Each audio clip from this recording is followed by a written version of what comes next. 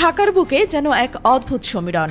লাল সবুজের পতাকার তলে দাঁড়িয়ে থাকা হাজারো মানুষের ঢেউ যেন কোনো এক নীরব বিপ্লবের ইস্তেহার পড়ে যাচ্ছে। এ কোনো সাধারণ নির্বাচনী মিছিল নয়, এর গভীরে লুকিয়ে আছে এক অদ্ভুত রাজনৈতিক উন্মাদনা, এক পরিবর্তনের অঙ্গীকার।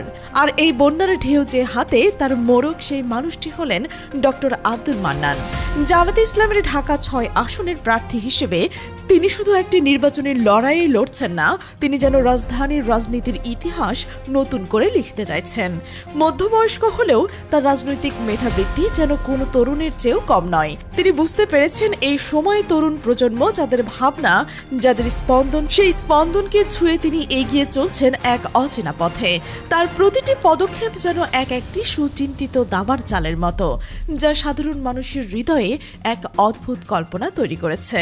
কিছুদিন আগেও যে ঘটনা রাজনৈতিক অঙ্গনে তোলপাড় ফেলেছিল তা হলো রান উইথ মান্নান। নামটাই যেন এক ব্যতিক্রমী ঘোষণা। এই দৌড় কোনো রাজনৈতিক দলের অন্দর মহলে সীমাবদ্ধ ছিল না, এর বাইরে বেরিয়ে এসেছিল স্বাস্থ্য সচেতন শত শত সাধারণ মানুষ। রাজনীতির ভেদাভেদ ভুলে আদর্শিক দেয়ালের সবকিছু ভেঙে পড়েছিল সেদিন এক সুস্থ জীবনের প্রত্যাশায়। আব্দুল মান্নানের সাথে যে সবাই দৌড়েছিলেন তার যেন কোনো রাজনৈতিক নেতার পেছনে নয়, একজন জননেতার স্বপ্নের পেছনে ছুটছিলেন। এই ঘটনা প্রমাণ করে দিয়েছিল মান্নান রাজনীতিকে মানুষের দৈনন্দিন জীবনের অংশ করে তুলতে পারেন।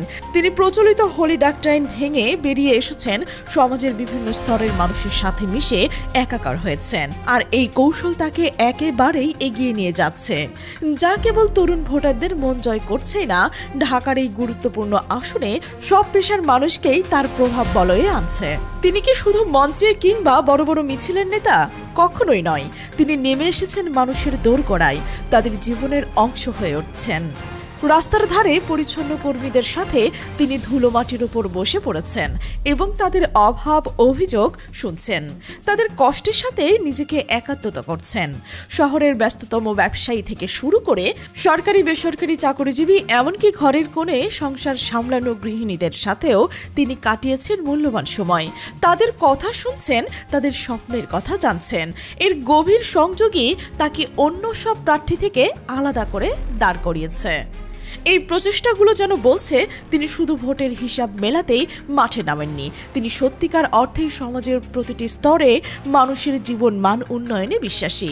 আর এই বিশ্বাসী তাকে সাধারণ মানুষের কাছে আরো বেশি বিশ্বস্ত করে তুলছে। তার একটি বক্তব্য সম্প্রতি নারী সমাজে যে ঝড় তুলেছে তা চোখে আঙ্গুল দিয়ে দেখিয়ে দিয়েছে তার রাজনৈতিক দূরদর্শিতা। নারীদের এক সমাবেশে তিনি যখন দৃপ্ত কণ্ঠে ঘোষণা করেন জামায়াতে ইসলামী বাংলাদেশের এমন একটি রাজনৈতিক দল যেখানে নারীরা সবচেয়ে বেশি চাকুরির সাথে যুক্ত, তখন হল ফেটে পড়ল করতালিতে।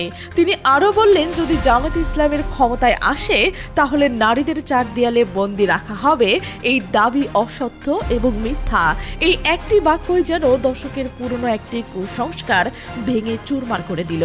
এই সাহসী বক্তব্য কেবল ঢাকা ৬ আসনের নারী ভোটারদের মনে নতুন করে আস্থার সঞ্চার করল না, সারা দেশের প্রগতিশীল নারী সমাজের মনেও নতুন প্রশ্নের জন্ম দিল। সামাজিক যোগাযোগ মাধ্যমে তার এই বক্তব্য ভাইরাল হয়ে গেল, যা তাদের রাজনৈতিক ভাবমূর্তিকে আরো উজ্জ্বল করে তুলল। কিন্তু আব্দুল মান্নান কি শুধু মাঠের নেতা? তার আরো একটি পরিচয় রয়েছে, বুদ্ধিজীবী হিসেবে। টেলিভিশনের টক শোগুলোতে তার উপস্থিতি মানেই যুক্তিতর্কে এক নতুন মাত্রা। তার ক্ষুরধার যুক্তি আর বিচক্ষণ বিশ্লেষণের সামনে বিরোধীরা যেন নাজেহাল হয়ে পড়ে বারবার। তিনি শুধু নিজেদের দলের পক্ষে কথা বলেন না, তিনি প্রতিপক্ষের যুক্তির দুর্বলতাগুলোকেও খুঁজে বের করেন এবং কোষ্ঠী পাথরে পরখ করে দেখান। সম্প্রতি বিএনপির ঘরোয়া বুদ্ধিজীবী শাহেদ আলম এবং মনোনয়ন বঞ্চিত নেত্রী রুমিনা ফারহানার জামাত বিদ্বেষী মন্তব্যের প্রতিবাদে তিনি যে ভাষায় সমালোচনা করেছেন তা তাদের যুক্তির জবাবদিহিতার মুখে দাঁড় করে দিয়েছে। এই ঘটনাগুলো প্রমাণ করে যে আব্দুল মান্নান কোনো একমুখী নেতা নন, তিনি সব দিক থেকে একজন অলরাউন্ডার।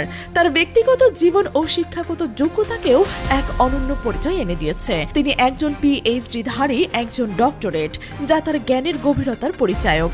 জামাতের মজলিস শুরার একজন সম্মানিত সদস্য হিসেবে তিনি দলের নীতি নির্ধারণের পর্যায়ে গুরুত্বপূর্ণ ভূমিকা পালন করেন।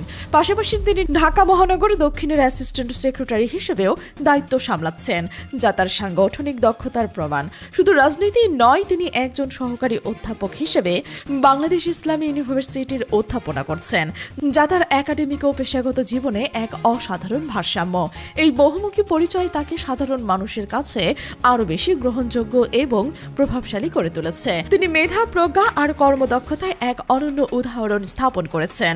কিন্তু এই জনপ্রিয় নেতার পথে কি বিপদের অপেক্ষা করছে? বিএনপি জেনে শুনে তাদের সাবেক মেয়র প্রার্থী বহু আলোচিত সমালোচিত ইশরাক হোসেনকে তার মুখোমুখি দাঁড় করিয়েছেন। এই প্রতিদ্বন্দ্বিতায় ঢাকা ৬ আসনের নির্বাচনের লড়াইকে এক নতুন উচ্চতায় নিয়ে গেছেন, যা সাধারণ ভোটারদের মধ্যেও ব্যাপক কৌতূহলের জন্ম দিয়েছে। ঢাকা দক্ষিণ সিটি কর্পোরেশনের ১১টি ওয়ার্ড এবং সূত্রাপুর, ওয়ারি, গ্যান্ডরিয়া, কোতোয়ালি এই এলাকাগুলো নিয়ে গঠিত এই আসনে হাড্ডাহাড্ডি লড়াইয়ের পূর্বাভাস এইখানে পাওয়া যাচ্ছে।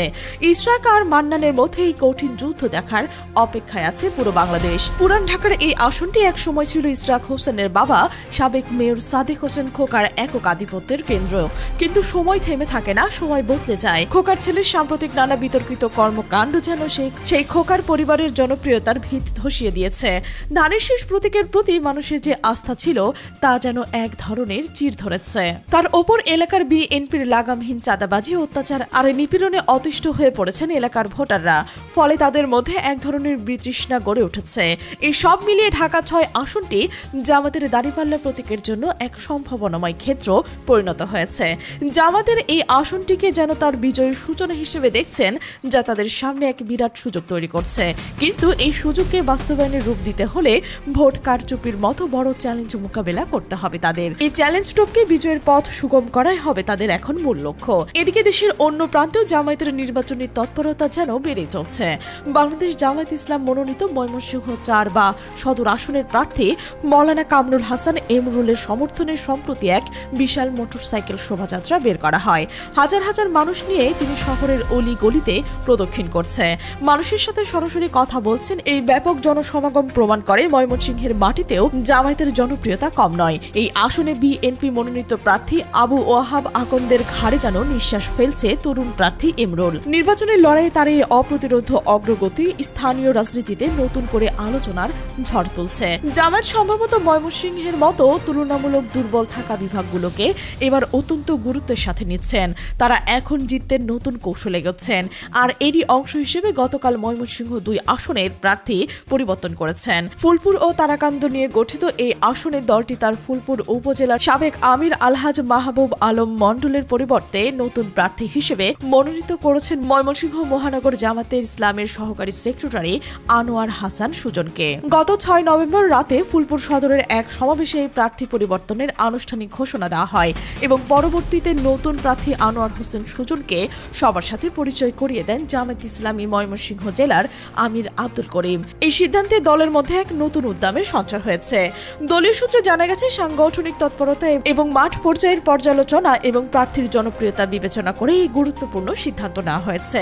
নতুন প্রার্থী আনোয়ার হোসেন সুজন দীর্ঘদিন ধরে জামায়াত ইসলামী এবং ইসলামী ছাত্র শিবিরের গুরুত্বপূর্ণ দায়িত্ব পালন করে আসছেন। তিনি ময়মনসিংহ অঞ্চলের একজন কর্মঠ ও নিবেদিত প্রাণ সংগঠক হিসেবে পরিচিত। তার এই অভিজ্ঞতা আর সাংগঠনিক দক্ষতা দলের জন্য ইতিবাচক ফল বয়ে আনবে বলেই আশা করা হচ্ছে। এই প্রার্থী পরিবর্তনের ইঙ্গিত দেয় যে জামায়াত তাদের সুপ্ত ও তুলনামূলক নিষ্ক্রিয় প্রার্থীদের বাদ দিয়ে সত্যিকারের কর্মঠ জনপ্রিয় মুখগুলোকে সামনে আনতে চাচ্ছেন, সেটা যে কোনো আসনে হোক না কেন। এবারের নির্বাচনকে তারা ডু অর ডাই ম্যাচ হিসেবে দেখছেন। হারলে মরণ, জিতলে নবজীবন, এই মন্ত্রই তারা এবার নির্বাচনের লড়াইয়ে নেমেছে। প্রতিটি আসনে তারা নিজেদের সেরাটা দিতে প্রস্তুত, যাতে তাদের বিজয়ের সম্ভাবনা সর্বোচ্চ হয়। এই নির্বাচন শুধু ক্ষমতার লড়াই নয়, এটি তাদের রাজনৈতিক অস্বস্তি টিকিয়ে রাখারও এক মরণপণ সংগ্রাম। আর এই সংগ্রামের নায়ক হয়ে উঠেছেন মানুষের মানুষ হওয়ার চেষ্টাকারী নেতা, যাদের হাত ধরে যেন এক নতুন সূর্যোদয়ের স্বপ্ন দেখছে দলটি।